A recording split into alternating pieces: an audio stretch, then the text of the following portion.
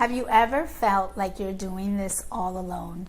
Like the weight of your work, your healing, your growth rests entirely on your shoulders. Maybe you've even wondered, is anyone holding me the way I'm holding everyone else? Am I receiving the support that I give? If so, today's message is for you. Welcome back to Awakened and Rising. I'm your host, intuitive success catalyst and coach, Patty Ferreira. And in this episode, we're closing out our Universal Law series by talking about one of the most powerful and heart-opening laws of all. Today, we're talking about the law of divine oneness. This is the law that kind of brings it all together. This law reminds us that everything in this universe is connected. Every thought, every action, every person, every emotion, it's all part of a unified whole. There is no separation, only remembering. In spiritual terms, this means you are never alone. You are never disconnected, even in the darkest, most uncertain seasons of your life. You are held, you are guided, you are one with divine. Let that sink in. Let that land. Because when you truly understand the law of oneness, everything changes. You stop competing with other people and start celebrating them because their rise doesn't threaten yours, it amplifies it. You stop doubting your own gifts because your voice is part of the greater symphony of healing that this world needs.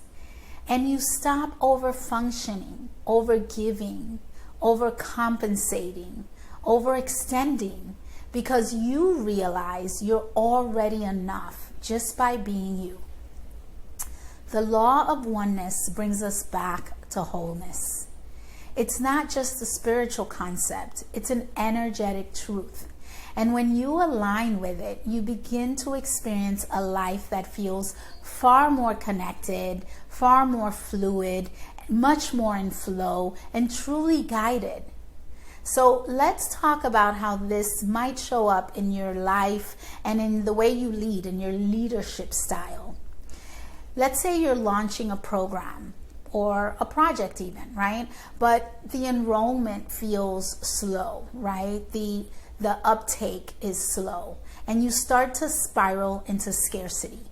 Pause and remember, your clients are you. Their fears, their desires, their questions, they are reflections of what you've walked through. What if you spoke to them not from above, but from beside, not from a place of separation, but from unity, not from a place of need, but from service. Another example is maybe you're navigating a hard conversation in your relationship. Instead of taking it personally, you remember, this person is a mirror. What in me needs compassion right now? What in me is asking to be healed? And from that place, have the conversation. The law of oneness helps you soften your edge. It helps you stop taking resistance as rejection and start seeing everything as feedback for your soul, as information. It helps you get neutral. It also allows you to be a leader, a coach, and a guide without burning out.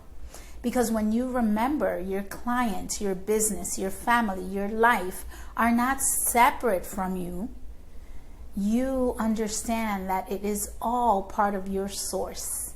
You stop grasping, you stop forcing, you surrender, and everything starts to flow. Here are 3 ways to anchor into the law of oneness in your daily life. First, practice compassion. Yes, practice compassion, especially when it's hard. When someone frustrates you, pause and ask, what part of myself do they reflect? How can I extend grace, not from bypass, but from soul level understanding? Number 2, start your day with connection. That daily practice to connect.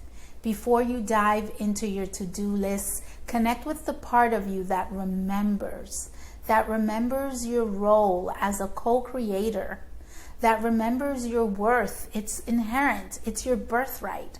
That remembers you're not doing life for others. You're doing life with the divine, with Source.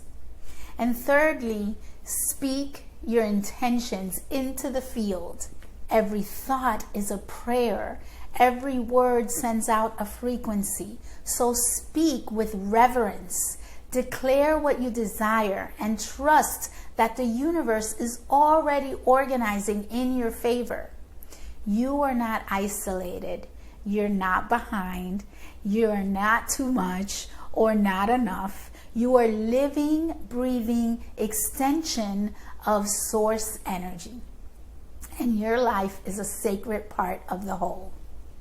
So as we close this Universal Law series, I invite you to ask, where have I been believing I have to carry this alone? Where have I been feeling like I am by myself in all this? And what would change if I let myself be held? Leave me a comment and let me know how it goes. Let me know how you're integrating this final law. Let me know what's coming up for you. I would love for this to be a dialogue.